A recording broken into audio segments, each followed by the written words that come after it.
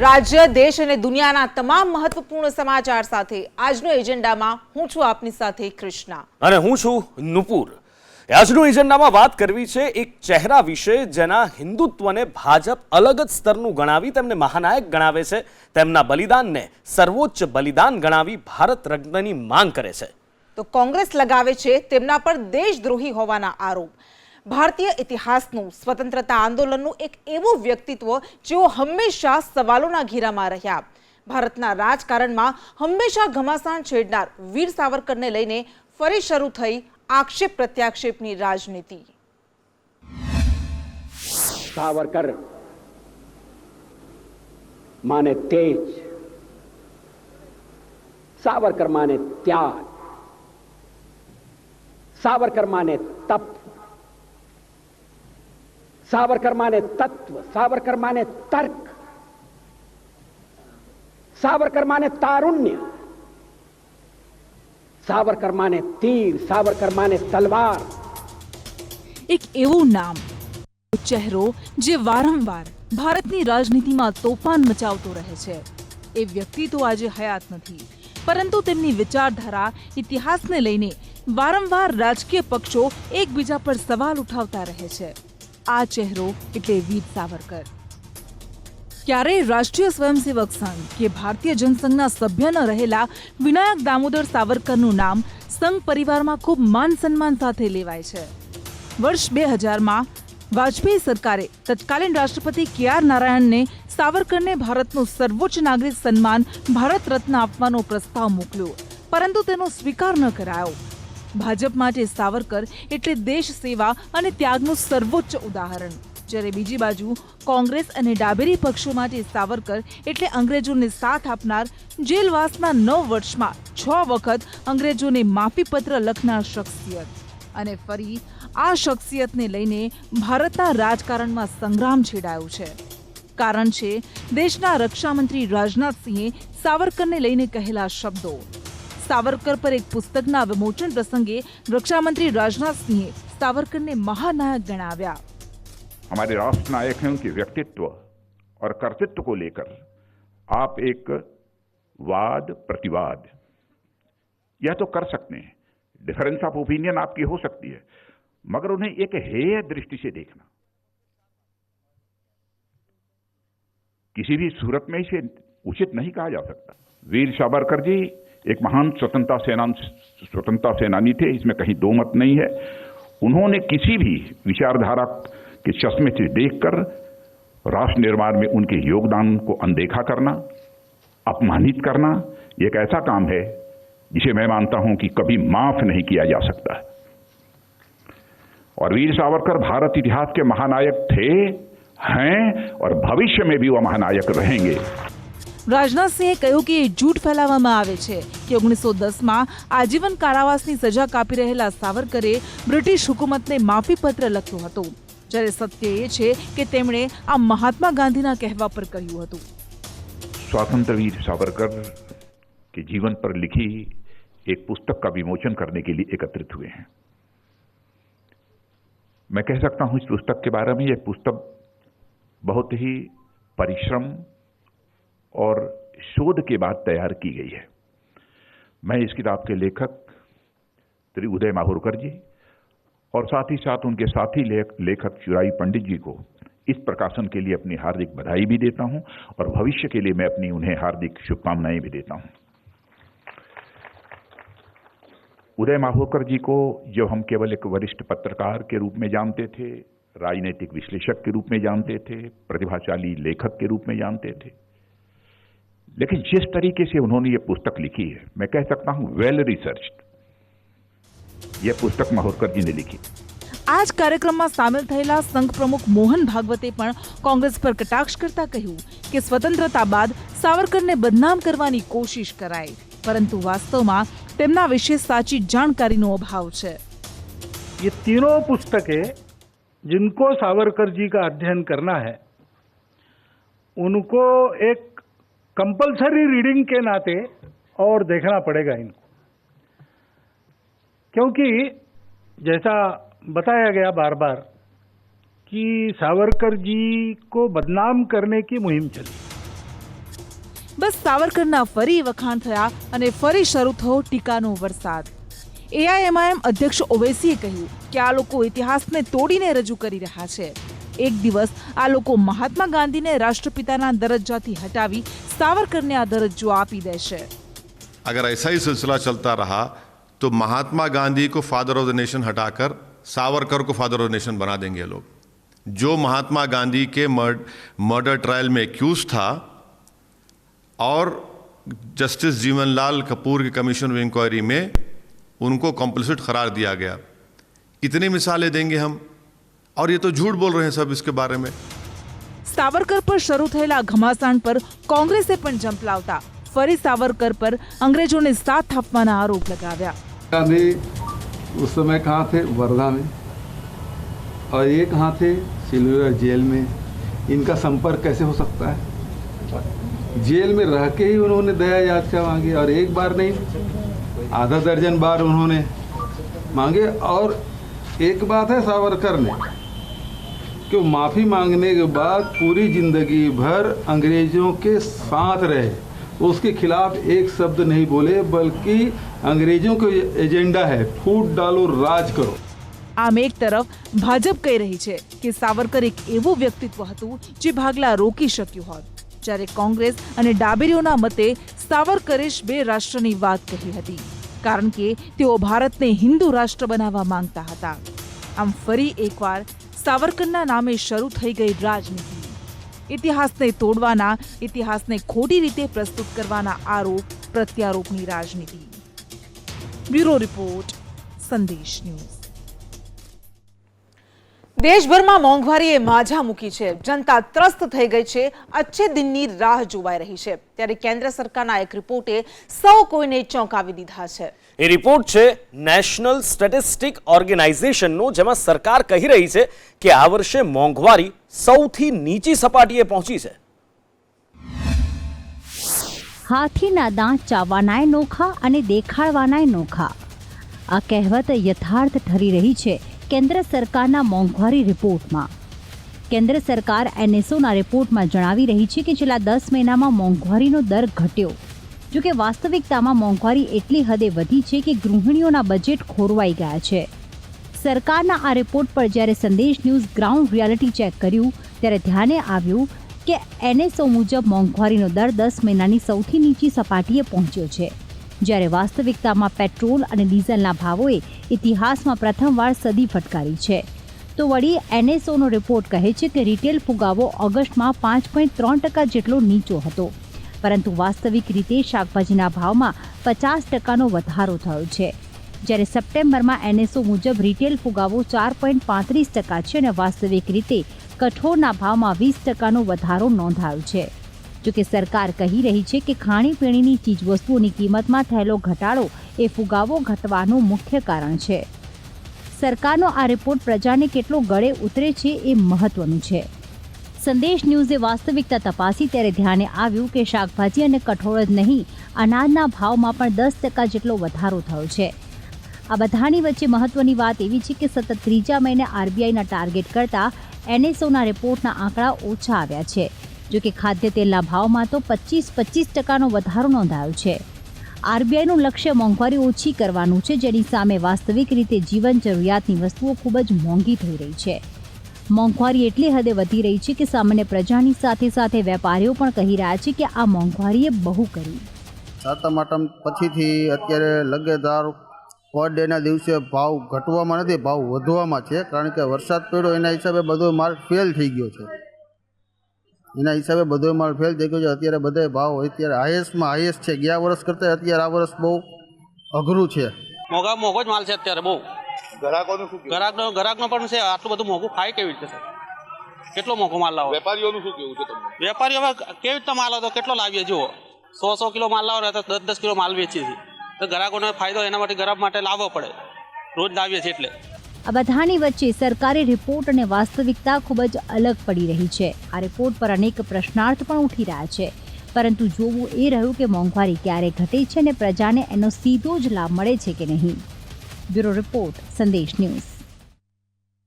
લખીમપુર હત્યાકાંડ, જેમાં 4 ખેડૂતો સહિત 9 લોકોએ જીવ ગુમાવ્યા. ગૃહ રાજ્યમંત્રીના પુત્ર પર ખેડૂતોને કચડી નાખવાના અને પોલીસ પર સરકાર પર આરોપીઓને બચાવવાના આરોપ લાગ્યા. સતત સરકાર પર પ્રહાર કરતી કોંગ્રેસ ન્યાયની માંગ સાથે પહોંચી રાષ્ટ્રપતિ પાસે. બીજી તરફ અમેરિકામાં પહોંચેલા નાણામંત્રી સીતારમણ પણ આ મામલે જવાબ આપવા માટે મજબૂર બન્યા.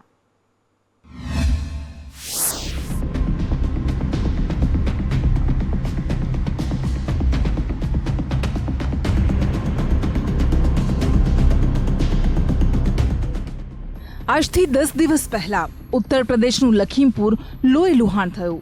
હિંસાનું તાંડવ રચાયું. મંત્રી અજય મિશ્રા સામે શાંતિથી વિરોધ પ્રદર્શન કરતા ખેડૂતોને ગાડી નીચે કચડી નાખવામાં આવ્યા, જેમાં 4 ખેડૂતોએ પોતાના જીવ ગુમાવ્યા.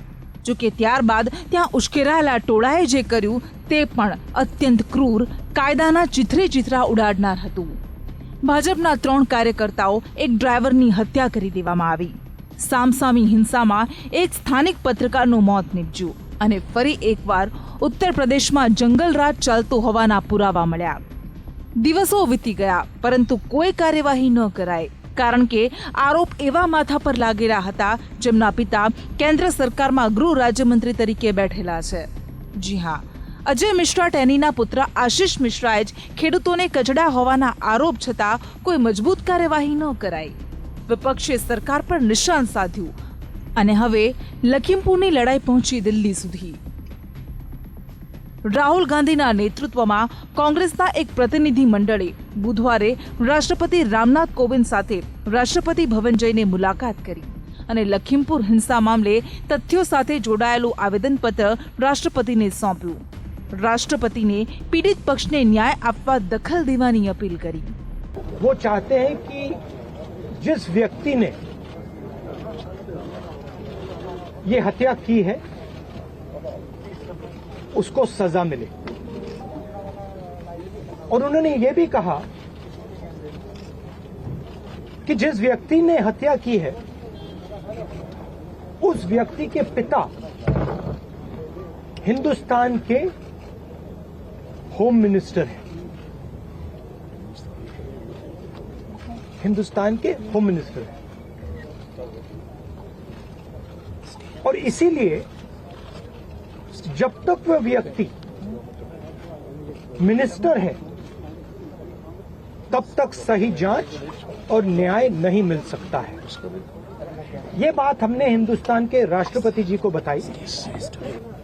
इस देश में न्याय की उम्मीद कभी बुझनी नहीं चाहिए और आज जो हम देख रहे हैं उससे सरकार ये संदेश दे रही है पूरे देश को कि आपको न्याय नहीं मिलेगा. अगर आप गरीब हैं, आप दलित हैं, आप किसान हैं, आप महिला हैं, आपके लिए न्याय नहीं है, कानून नहीं है. और अगर आप सत्ताधारी हैं, भाजपा के मंत्री हैं, तब कानून. પ્રતિનિધિ મંડળમાં રાહુલ ગાંધી અને પ્રિયંકા ગાંધી ઉપરાંત A.K. એન્ટની, મલ્લિકાર્જુન ખડગે, ગુલામ નબી આઝાદ, કે.સી. વેણુગોપાલ અને અધીર રંજન ચૌધરી હાજર હતા. કોંગ્રેસના નેતાઓ સતત આરોપ લગાવી રહ્યા છે કે સુપ્રીમ કોર્ટના તીખા પ્રહાર બાદ પણ કેન્દ્રીય મંત્રી અને તેમના પરિવાર સામે કોઈ કાર્યવાહી નથી કરાઈ. લખીમપુર હત્યાકાંડે સરકાર પ્રશાસન સામે અનેક સવાલ ઉઠાવ્યા, કારણ કે ગંભીર આરોપો છતાં દિવસો સુધી પોલીસ મંત્રીપુત્ર સામે કાર્યવાહી કરવાની જગ્યાએ જાણે તેને બચાવતી હોય તેવી રીતે કામગીરી કરતી દેખાય. આશિષ મિશ્રા સમન્સ પણ ઘોળીને પી ગયો. જોકે 6 દિવસ સુધી સંતાકુકડી રમ્યા બાદ તેની ધરપકડ કરાઈ. બીજી બાજુ જે ગાડીઓએ ખેડૂતોને કચડી નાખ્યા તેમાં એક ગાડીમાં સવાર આરોપી અંકિત દાસે બુધવારે એસઆઈટી સામે સરેન્ડર કર્યું. અંકિત દાસ પૂર્વ સાંસદ અખિલેશ દાસનો ભત્રીજો છે અને મુખ્ય આરોપી આશિષ મિશ્રાનો અંગત છે. આ હત્યાકાંડને લઈને સરકાર ભીંસમાં આવી ગઈ છે, કારણ કે માત્ર દેશમાં જ નહીં વિદેશમાં પણ સવાલ ઉઠી રહ્યા છે. અમેરિકા પ્રવાસે પહોંચેલા નિર્મલા સીતારમણને સવાલ પૂછવામાં આવ્યો કે શા માટે સરકાર તરફથી આ મામલે કંઈ કહેવામાં નથી આવ્યું અને જ્યારે સવાલ કરાય તો માત્ર બચાવવાળી પ્રતિક્રિયા જ આપવામાં આવે છે. જેના જવાબમાં અત્યાર સુધી આ ઘટના પર ચૂપ રહેલા સીતારમણ જવાબ આપવા માટે મજબૂર બન્યા. તેમણે કહ્યું કે આ ઘટના નિંદનીય છે. That one incident which is absolutely condemnable, every one of us say that. Equally, there are instances happening elsewhere, is my concern. India has issues of such nature happening in very many different parts of the country. Equally, I would like you and many others, inclusive of Dr. Amartya Sen, who all know India, to raise it at every time when it happens. Not just raise it when it suits us, because it's a state where BJP is in power, one of my cabinet colleagues' son is in probably trouble, and also assume that it's actually them who did it and not anybody else. Due course of justice will also have a complete inquiry process to establish it. And it's not being defensive about my party or my Prime Minister, it's being defensive about India. આમ કેન્દ્રીય મંત્રીએ જવાબ તો આપવો પડ્યો કારણ કે સવાલ અન્ય દેશમાં ઉઠ્યો હતો, પરંતુ તેમાં પણ તેમણે દેશનું નામ આગળ ધરી પોતાના પક્ષનો બચાવ જ કરી લીધો. આપણા દેશમાં રાજકારણીઓ, ન્યાયિક સિસ્ટમ, પોલીસની કામગીરીને કેટલા પ્રભાવિત કરી શકે છે તે આ હત્યાકાંડે સાબિત કર્યું છે. બ્યુરો રિપોર્ટ, સંદેશ ન્યૂઝ. અધૂરી કે ખોટી જાણકારી સંપૂર્ણ અજ્ઞાનતા કરતાં પણ વધારે ખતરનાક છે અને જે શિક્ષક પર બાળકને ઇતિહાસના સાચા પાઠ ભણાવવાની જવાબદારી છે તે જ શિક્ષક જ્યારે પોતાનો એજન્ડા બાળકો પર થોપે તો? આવું જ કંઈક થયું વડોદરામાં. દેશના ગૌરવવંતા ઐતિહાસિક પાત્રો મહાત્મા ગાંધી અને જવાહરલાલ નહેરુને લઈ વડોદરાના ખાનગી શિક્ષક રાજુ ભટ્ટ બેફામ બોલ્યા. શિક્ષણ આપતા આપતા પોતાનો રાજકીય એજન્ડા પણ તેમણે બાળકોના માનસમાં ઠૂસવાનો પ્રયત્ન કર્યો. જે ઐતિહાસિક પાત્રોના બલિદાન, શૌર્યગાથા સાંભળીને ભણીને તેમને સલામ કરતા આપણે મોટા થઈએ છીએ. એ જ ઐતિહાસિક વ્યક્તિત્વો જેમની વિચારધારા, સિદ્ધાંતો, મૂલ્યોની માત્ર ભારત જ નહીં પરંતુ આખી દુનિયા સલામ કરે તે જ મહાન વિભૂતિઓને લઈ જ્યારે એક શિક્ષક દ્વારા બેફામ અને ખોટું ભણાવાય તો? વડોદરાના એક ખાનગી શિક્ષકે કંઈક આવું જ કર્યું છે. ઓનલાઈન પાઠ આપતા આપતા આ શિક્ષક જાણે કે પોતાનું મગજ જ ગુમાવી બેઠા હોય તેમ આપણા રાષ્ટ્રપિતા મહાત્મા ગાંધી વિશે બેફામ બોલવા લાગ્યા.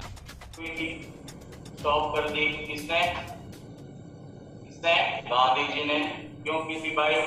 Due to the Chauri Chaura incident UP के गोरखपुर में हुआ था ना कि भाई जो लोग थे अपोज कर रहे थे और पुलिस वालों ने मार दिया और लोगों ने फिर उनको जिंदा जला दिया पुलिस स्टेशन में, है ना. उसके बाद भाई गांधी जी काफी आहत हो गए. अरे बाप रे, मेरे ब्रिटिश भाई मर गए हैं, मेरे इंडियन भाई की जगह कौन मर गया था? ब्रिटिशर्स. गांधी जी को बहुत बड़ा झटका लगा. इंडियन जितने भी मारो चलेगा, ब्रिटिशर्स मरना नहीं चाहिए. ये गांधी और नेहरू की पहले से पॉलिसी, दोनों की मिली भगत है कि नहीं? बच्चा पार्टी सही या गलत? सही है ना कि भाई गांधी जी स्वदेशी करते थे और नेहरू जी विदेशी थे. આ શિક્ષકના બગડેલા બોલ એક બાળકના માનસ પર કેટલી મોટી અસર કરી શકે છે એ તેમને ખબર છે. એટલે જ તેઓ પોતાના એજન્ડા બાળકો પર થોપી રહ્યા છે. રાજકીય પક્ષો પોતાના રાજકીય એજન્ડા ચલાવવા ઐતિહાસિક પાત્રોને લઈ ખોટી વિગતો રજૂ કરી ઇતિહાસને તોડી મરોડીને મૂકે કારણ કે તેમણે તો તેના થકી સત્તા પર આવવાનું હોય છે. પરંતુ એક શિક્ષક જેના ખભા પર મોટી જવાબદારી છે બાળકોને સાચો પથ દેખાડવાની તે જ લઈ પ્રથમ વડાપ્રધાન જવાહરલાલ નહેરુ વિશે એલફેલ બોલવા લાગ્યા. विदेशी थे, उनकी सिगार भी ब्रिटेन से आती थी. बहुत सिगार, नेहरू सिगार पीता था, सिगरेट स्पेशल 555 नंबर ब्रिटेन से स्पेशल चार्टर प्लेन भेजा था. इंडिया के प्राइम मिनिस्टर बनने के बाद अचानक सडनली उसको पता चला यार सिगरेट का प्रॉब्लम. इंडिया से ब्रिटेन में क्या भेजा था? Charter plane. उसकी सिगार बोलो ये थे भाई नवाब के साथ. उनके बच्चों की ये जो पार्टी होती थी ना इंदिरा के, ये छोटे छोटे नवाबी है ना, ये सब लोगों की पार्टी चार्टर्ड प्लेन में होती थी, स्पेशल प्लेन में होती. प्लेन में पार्टी का सेलिब्रेशन. આ શિક્ષક આટલીથી ન અટક્યા. ગાંધીજી, નહેરુ બાદ તેમણે કોંગ્રેસ પર પણ નિશાન સાધતા કોંગ્રેસને ચોર ગણાવી. આઝાદીના લડવૈયાઓ અને તેમાં પણ રાષ્ટ્રપિતા અને નહેરુ પ્રત્યે આ પ્રકારની ગેરમાન્યતા ધરાવતા શિક્ષકથી અનેક વિચારકોની લાગણીને ઠેસ પહોંચી. વરિષ્ઠ પત્રકાર પદ્મશ્રી દેવેન્દ્ર પટેલે કહ્યું કે આવા અભણ શિક્ષકોને લીધે દેશના ઇતિહાસની ગરિમા લજવાય છે કે એક શિક્ષક જ્યારે ગાંધીજી માટે કે નહેરુ માટે બોલે કે એ બધું પોતાના જ માટે કરતા હતા અને બીજાના માટે કરતા હતા. હું માનું છું કે જ્ઞાનની વાત તો બીજી બાજુ પર રહી, પણ આ શિક્ષકના અજ્ઞાન અને એણે ફેલાવેલી ગેરસમજને રાજ્ય સરકારે અને વહીવટી તંત્રએ બહુ જ ગંભીરતાથી લીધી. એક શિક્ષક તરીકે સાચો ઇતિહાસ ભણાવવાને બદલે રાજભટ એલફેલ બોલવા માંડ્યો હતો. પરિણામે વાલીઓએ વાંધો ઉઠાવ્યો. આવી રીતે બેફામ બોલ્યા બાદ હવે સ્કૂલે પણ તેની ગંભીર નોંધ લીધી અને શિક્ષકને નોટિસ આપી ખુલાસો માંગ્યો છે. જોકે બાળકોને કટ્ટરવાદના પાઠ ભણાવતા આવા શિક્ષકોથી શિક્ષણ જગતનું માથું શરમથી ઝૂક્યું છે.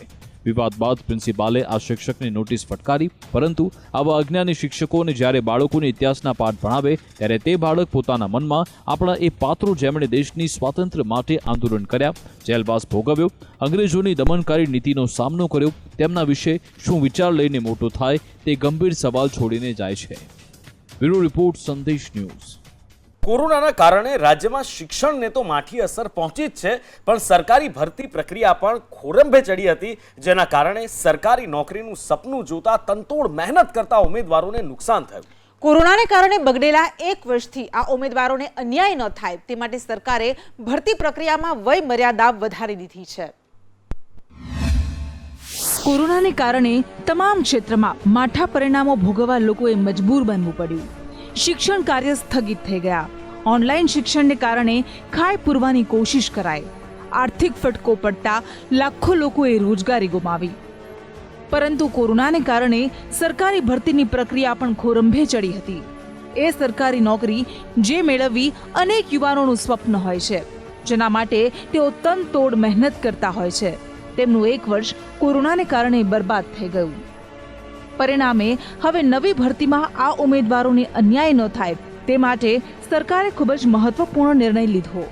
સરકારે ભરતીની વયમર્યાદામાં 1 વર્ષનો વધારો કર્યો છે. એટલે કે બિન અનામત ઉમેદવારો માટે હવે વયમર્યાદા 35ની જગ્યાએ 36ની રહેશે, જ્યારે અનામત ઉમેદવારોની વયમર્યાદા 41 વર્ષની રહેશે. આ નિર્ણય આગામી 31/8/2022 સુધીની ભરતી પ્રક્રિયા દરમિયાન રહેશે.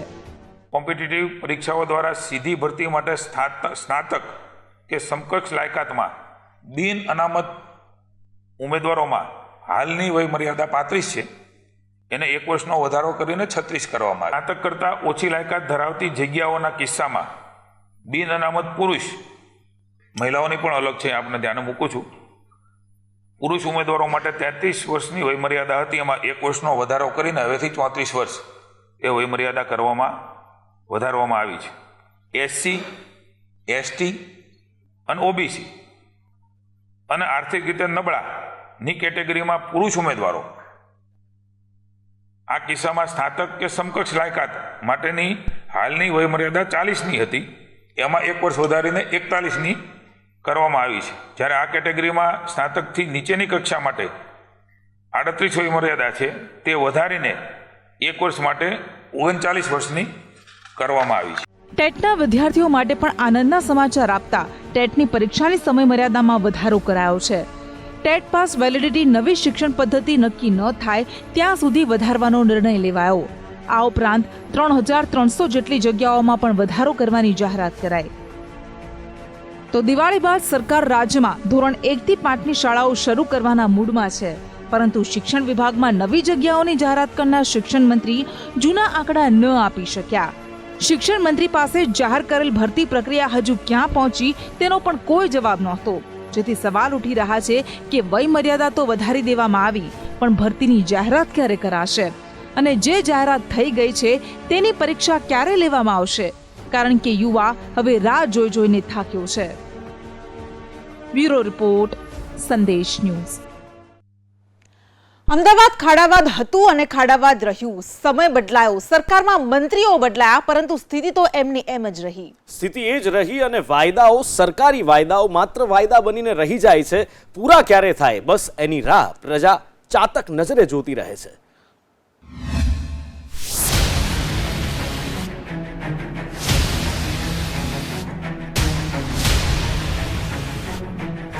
મહાનગરોમાં તૂટેલા રોડ રસ્તાનો પ્રશ્ન એટલે માથાનો દુખાવો અને વર્ષો જૂની સમસ્યા. પણ આખી સરકાર બદલાઈ ગઈ. નવા મંત્રીઓ આવ્યા અને નવા મંત્રીઓએ એક આશા જન્માવી કે તૂટેલા રોડ રસ્તાને ઝડપભેર રિપેર કરવામાં આવશે અને રાજ્યમાં નવા નિયુક્ત થયેલા માર્ગ પરિવહન મંત્રી પૂર્ણેશ મોદીએ એના માટેની તારીખો પણ આપી દીધી. 1 ઓક્ટોબરથી 10 ઓક્ટોબર સુધી સંપૂર્ણ ગુજરાતના તમામ રોડ અને સંપૂર્ણ અમારું ડિપાર્ટમેન્ટ માર્ગ અને મકાનનું સંપૂર્ણ કર્મચારીઓ આ 10 દિવસ જેટલા પણ ખાડા જે છે એ આ વરસાદના કારણે જે રસ્તા તૂટ્યા છે એ તાત્કાલિક એને રિપેરિંગ કરાવવાનું ભગીરથ એક અભિયાન આ 10 દિવસ દરમિયાન અમે લઈને ગુજરાતના તમામ ખાડા એને પૂર્ણ કરવાની કામગીરી હાથ ધરવાના છે. હવે આ તારીખો વીતી ગઈ છે. 10 ઓક્ટોબરને વીતે 3 દિવસ થઈ ગયા છે. ત્યારે પોતે કરેલા વાયદા વિશે મંત્રી શ્રી શું કહે છે હવે એ સાંભળો. જે પ્રશ્ન આવ્યો એ પ્રશ્ન તો ભૂતકાળ થઈ ગયો ભાઈ ખાડાનો. એ તો અમે લગભગ કામ પૂરું કરી ચૂક્યા છે. મંત્રીશ્રીનો દાવો છે કે કામ લગભગ પૂર્ણ કરી ચૂક્યા છે. પણ ખરેખરમાં શું પરિસ્થિતિ છે એ જોવા માટે અમે ગ્રાઉન્ડ રિયાલિટી ચેક કરી અને સામે આવ્યું કે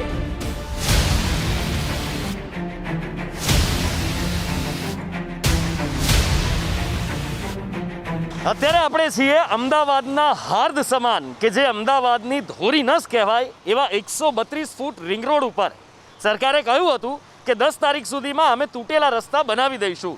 કામ કર્યું છે ભાઈ. પૂર્ણેશભાઈ મોદીએ મંત્રીશ્રીએ કહ્યું હતું એ પ્રમાણે કર્યું છે. એવું નથી કે કામ નથી કર્યું. તમે જુઓ અહીંયા આગળ 132 ફૂટ રિંગ રોડ ઉપર આ તમે અહીંયા રાણી વિસ્તાર બાજુ અમે અત્યારે ઊભા છીએ. પેલો અરવેદ મોલ આવે છે ને, મસ્ત એસટી બસ સ્ટેન્ડ બનાવ્યું છે. અહીંયા આગળ રસ્તો બનાવ્યો છે. ખાડા ખબડા જબરજસ્ત હતા. આ રસ્તો સરસ મજાનો બનાવી દીધો છે. પણ આ સરસ મજાનો રસ્તો જે બનાવ્યો છે આ રસ્તો અત્યારે ત્યાંથી બની અને અહીંયા સુધી આવે છે અને અહીંયા આ રસ્તો થઈ ગયો પૂરો. હવે જે તમે અહીંયા આગળ આવો છો તો પાછા એ જ ખાડા ખબડા જો ગાડી કૂદતી ટુ વ્હીલર વાળા બિચારા ખાડા બધા બચાવતા આ રીતે આવે છે. અહીંયા તમે જુઓ કે અહીંયા આવીને રસ્તા આગળ બનાવવાનું કામ નથી કરેલું. હવે આ પરિસ્થિતિ છે. હવે આવી મોટી ગાડીઓ બી ઢાકાળ ભખાડ થતી આવતી હોય. અરે જુઓ તો ખરા સાહેબ. અને બીજી બાજુ આ રખડતા ઢોરોનો ત્રાસ. એટલે એક બાજુ ખાડા અને બીજી બાજુ રખડતા ઢોર. બંને માટે વાત થાય છે, બંને માટે દાવા કરવામાં આવે છે. પણ કામ ક્યાંય પણ થતું હોય પ્રોપર રીતે, જે રીતે આપણને કહેવામાં આવે છે વચન આપીને, એ રીતે કામ થતું હોય એવું નથી દેખાતું. હવે આટલો રસ્તો બાકી મૂકી દેવાનો મતલબ શું એ નથી સમજાતું. કારણ કે ટેક્સ તો છે એ રાજ્યની જનતા પૂરેપૂરો આપે છે. હવે આપણે એવું કરીએ કે ટેક્સ થોડોક આપી દઈએ અને થોડોક ના આપીએ તો આ કોર્પોરેશનવાળા ચલાવી લેશે ખરા? આ તો હજી ટ્રેલર છે, આગળ ઘણું બધું બતાવવાનું છે. ચાલો.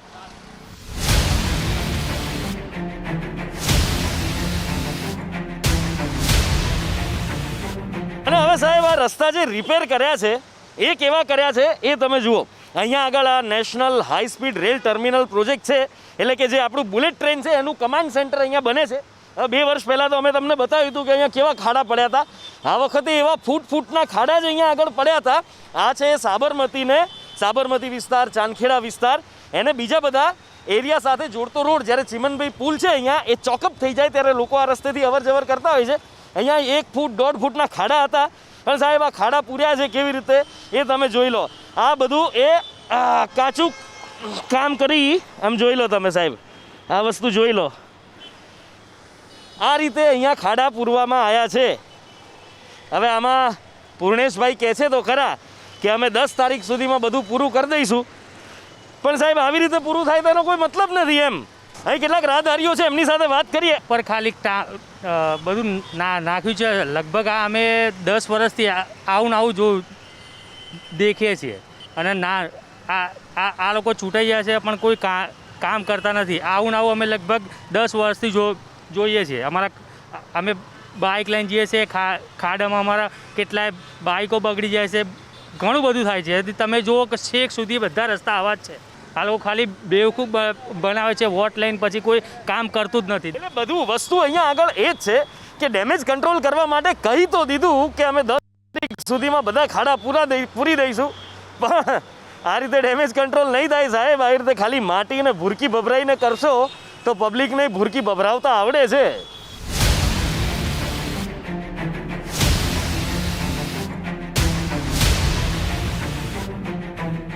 અને આ છે અમદાવાદનો ચાંદખેડા વિસ્તાર.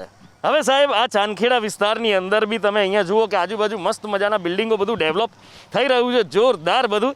પણ તમે જ્યાં નજર રસ્તા ઉપર પડે છે ત્યાં તમને ધ્રાસકો પડે કે હાય હાય હાય હાય હાય હાય હાય આવા તે રસ્તાઓ હોતા હશે. અને એ અમદાવાદના આપણે ગ્રોથ એન્જિન કહીએ છીએ. આખી દુનિયામાં કહીએ કે આવો અમારું અમદાવાદ જુઓ, એટલે કોઈ આવે ને અમદાવાદ જોવે તો આપણી છાપ શું પડે કે અમદાવાદમાં આવા રસ્તા, આવો વિકાસ છે અમદાવાદમાં. જો કે આવા બધા રસ્તા ઉપર તો જ્યારે કોઈ મંત્રીઓ આવતા હોય કે બહારના મહેમાનો આવતા હોય એમને તો લાવવાના જ ના હોય ને. અહીં તો સામાન્ય જનતાને જ આવવાનું. આ રસ્તા આટલા ખરાબ છે, પેસેન્જરને કેવી તકલીફ પડે? પેસેન્જરને તો સાહેબ પડે તકલીફ, પણ અમારા ડ્રાઈવર કંડક્ટરને બી ઘણી તકલીફ પડે. ગાડી વાળવામાં આવવા જવામાં ઘણી તકલીફ પડે છે.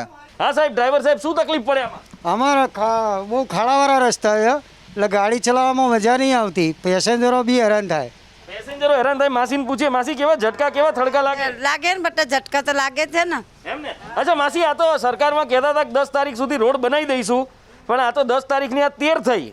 બન્યા ખરા? કશું બન્યું નહીં, ખાલી કહે છે સરકાર, કશું કામ નહીં કરતી. આ રોડ આટલા તૂટેલા છે. એક ભાઈ છે, એમની સાથે વાત કરે. કેટલા ટાઈમથી આવું બધું છે? સદા સાહેબ લગભગ મને 2-3 વર્ષ જેવા અહીંયા આગળ થઈ ગયા, ત્યાંથી હું આવી જ હાલત જોઉં છું રસ્તાની. આ સરકાર એવું કહેતી હતી કે અમે 10 તારીખ સુધી રસ્તા બનાવી દઈશું. અમને બી લગભગ એપ્લિકેશનમાં આવું કંઈક મેસેજ આવેલો વોટ્સઅપમાં કે સરકાર એવું કહે છે કે 10 તારીખ સુધીમાં બધા રસ્તાનું કામ થઈ જશે. તમારા એરિયામાં હોય તો તમે મોકલો, એ જે મોકલો એપ્લિકેશનની અંદર. તો હજુ સુધી 10 તારીખે જતી રહીને આજે લગભગ 13 તારીખ થઈ. ત્યાં એપ્લિકેશન કરી હતી? એનું જે એપ્લિકેશન હતી એની સબમિટ કરેલી છે. કરેલી છે? અમારી સોસાયટીમાં કરેલી છે. હા, એટલે કરેલી છે. આ તમે પથરાની સાઈઝ જુઓ સાહેબ, કેટલા મોટા મોટા પથ્થર છે. 2 વ્હીલર હોય તો શું હાલત થાય? આમાં કોઈ લપસીને પડે કે પછી બીજું કંઈ થાય? હવે આટલી ભયંકર હાલત છે, પણ તેમ છતાં પણ કોને શું પડી છે? 10 તારીખનું આપણે કહી દીધું. અત્યાર સુધી તો એવું કહેતો હતો કે આ મ્યુનિસિપલ કોર્પોરેશનની આબરૂના કાંકરા છે. હવે જ્યારે મંત્રીજીએ કીધું કે 10 તારીખ સુધીમાં રોડ બની જવા જોઈએ, તો આ કોની આબરૂના પથરા થયા એ હવે સરકારની સાથે સાથે જનતા પણ વિચારી લે. બીજું તો શું હે?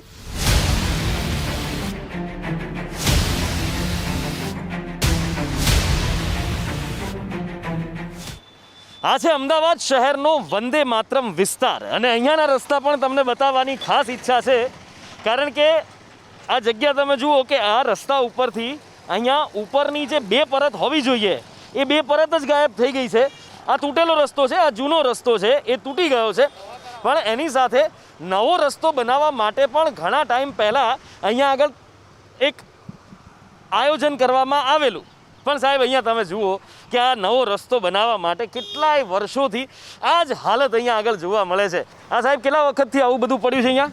આ રસ્તો તો લગભગ આમ વર્ષથી જોઈએ તો આવી છે. આવો ને આવો જ છે. અચ્છા, સરકારે કીધું હતું કે 10 તારીખ સુધી, 10 ઓક્ટોબર સુધીમાં અમે રસ્તા કરાવી દઈશું. એપ્લિકેશન કરેલી ને? બધું કરેલું છે, પણ કોઈ ઉપરથી સાંભળતું નથી, બધું ચાલ્યા કરે છે. બોલો, આ 10 તારીખ તો ક્યારની જતી રહી, હજી સુધી અહીં કશું કોઈ. અચ્છા, અને બીજું એક આ રસ્તો નવો બનાવવાનો હતો, એના માટેનું જ છે ને આ બધું કરેલું? આ કેટલા ટાઈમ પહેલાં કરી ગયેલા ને હજુ કંઈ? એ તો વર્ષ કે એનાથી વધારે થઈ ગયું, પણ કોઈ જોતા જ નથી, ચાલ્યા કરે છે રામ ભરોસે. અહીંયા સ્થાનિકવાસીઓએ એપ્લિકેશન કરી છે. આ રસ્તાઓ વરસાદ પછી એકદમ ખરાબ થઈ ગયો છે, જે જવામાં ખાડાઓ આવતી જતી વખતે નડે છે બી ખરી. અને બીજી વસ્તુ કે અહીંયા ભીડભાડ વધારે થાય તો એના કારણે પણ વરસાદમાં પાણી ખાબોચિયા વધારે ભલાય છે અને ગંદકી બી વધારે થાય છે.